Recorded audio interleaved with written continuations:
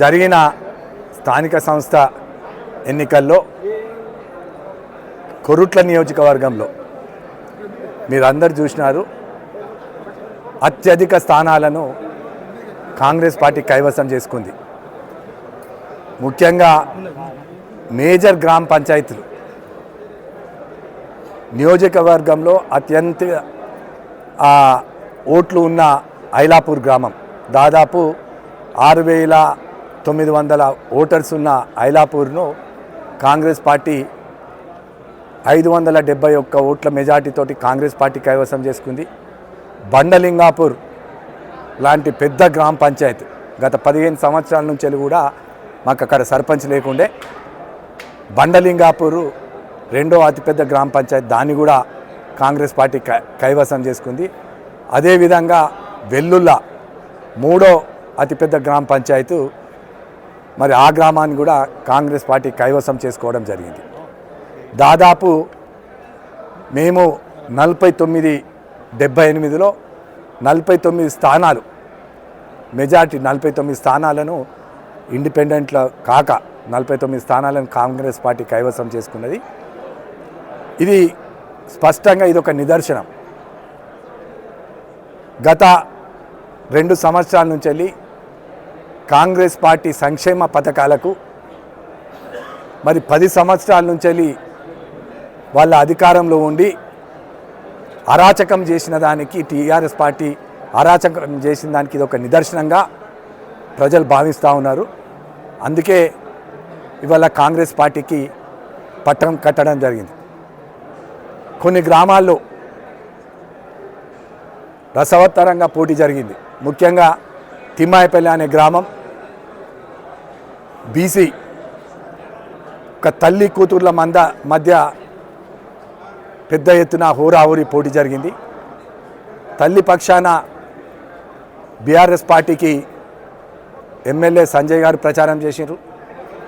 కూతురు పక్షాన కాంగ్రెస్ పార్టీ కూతురు పక్షాన సుమలత అని చదువుకున్నది బీటెక్ అమ్మాయి, తనకు మేము ప్రచారం చేసినాం. మరి యువతరం అంతా కూడా కూతురుకు మద్దతు ఇచ్చి తిమ్మాయిపల్లె గ్రామం నుంచి వెళ్ళి కాంగ్రెస్ పార్టీ అభ్యర్థి సుమలతను పెద్ద మెజార్టీతో గెలిపించడం జరిగింది. అదేవిధంగా ఇంకో గ్రామమైన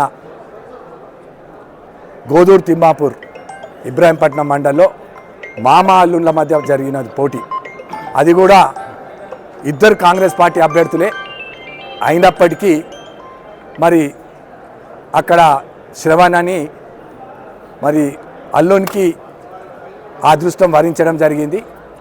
శ్రవణ్ కాంగ్రెస్ పార్టీ అభ్యర్థి, దేవేందర్ కూడా కాంగ్రెస్ పార్టీ అభ్యర్థి, ఇద్దరు కూడా మరి కాంగ్రెస్ పార్టీ నుంచి వెళ్ళి పోటీ చేయడం జరిగింది.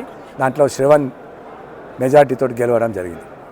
వీటన్నిటికీ కేవలం గత 2 ఏళ్ల నుంచి చేస్తున్న సంక్షేమ పథకాలు, ఇక్కడ ప్రజల మధ్యలో ఉండి అధికారం లేకున్నా కూడా, నేను ఎమ్మెల్యే కాకపోయినా కూడా మా ముఖ్యమంత్రి రేవంత్ రెడ్డి గారు బీఫామ్ ఇచ్చిన వాళ్ళు ఎమ్మెల్యేలు అని చెప్పిన విధంగా మేము ఇక్కడ పనిచేస్తున్నాం. కాబట్టి ఇలా కాంగ్రెస్ పార్టీకి 15 ఏళ్ల తర్వాత అత్యధిక మెజారిటీతోటి మా అభ్యర్థులను గెలిపించడం జరిగింది. రాబోయే జడ్పీటీసీ, ఎంపీటీసీలు, మున్సిపల్ కౌన్సిల్లో కూడా ఇంతకంటే మెరుగైన రిజల్ట్ ఉంటుందని మీ అందరికి తెలియజేస్తాం. చదువుకున్నాడు, భారీ విజ్ఞప్తికే వదిలేస్తాం. ఇవాళ మల్లాపూర్ మండలం అధిక సర్పంచుల స్థానాలు మేమే గెలిచినాం. మరి రమ్మనండి ఎక్కడికన్నా.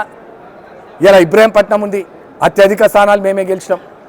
మెట్పల్లి మండలం ఉంది, అత్యధిక స్థానాలు కాంగ్రెస్ పార్టీ నాతోటి తిరిగిన వ్యక్తులు 15 సంవత్సరాలు అధికారం లేనప్పుడు పోరాటం చేసి నా ఎంబడున్న వ్యక్తులు గెలిచారు. ఇలా కొరుట్ల మండలంలో ఇక్కడ నరేష్ అనే ఇప్పుడు సర్పంచ్గా పోటీ చేసి గెలిచిండు. మోహన్ రావుపేట గ్రామంలో 15 సంవత్సరాల నుంచి వెళ్ళి నాతోటి పనిచేస్తూ ఉన్నాడు.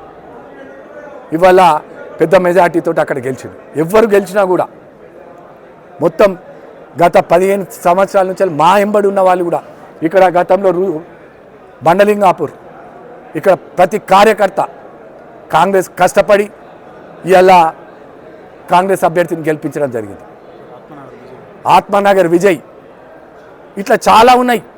సిర్పూర్ కానీ ప్రతి గ్రామం చెప్పుకుంటూ పోతే అన్ని గ్రామాలలో బండలింగాపూర్ అంత పెద్ద గ్రామం, ఇవాళ కొరుట్ల పట్టణంలోనే కొరుట్ల నియోజకవర్గంలో పెద్ద గ్రామం, అది కాంగ్రెస్ పార్టీ కైవసం చేసుకున్నారు. అది గెలిచినాయని వాళ్ళు పెట్టుకుంటున్నారు. ఇలా తిమ్మాపూర్ నుంచి శ్రవణ్ కాంగ్రెస్ పార్టీ అభ్యర్థి నాతోటి తిరిగిండు, నా కథ వాళ్ళు పెట్టుకుంటున్నారు. తండాలు మాయాన్ని పెట్టుకుంటారు. ఇవాళ మీ మీడియా సాక్షిగా తండా ఏదైతే 3 తండాలు ఉన్నారో వాళ్ళందరూ కూడా నా దగ్గరికి రావడం జరిగింది. నియోజకవర్గంలో ఇప్పుడు సవాలు విసిరింది ఏమైంది? ఇప్పుడు సవాలు విసిరడం అపోజిషన్ పార్టీ వాళ్ళు విసురుతూనే ఉంటారు. ఏమైందని అడుగుతున్నా. ఒక ఎమ్మెల్యేగా 20 సంవత్సరాలు వాళ్ళ కుటుంబమే పాలించింది కదా. ఇప్పుడు పార్టీ సింబల్ లేకుంటేనే మేము 49 స్థానాలు గెలిచినాం దాదాపు. వాళ్ళ పరిస్థితి ఇంకా రాను రాను దారుణం అవుతుంది. 44 కాంగ్రెస్ పార్టీ నుంచి గెలిచిండు, 5 ఇండిపెండెంట్లు మా దగ్గరికి వస్తూ ఉన్నారు. 49 స్థానాలు గెలిచినాం 78.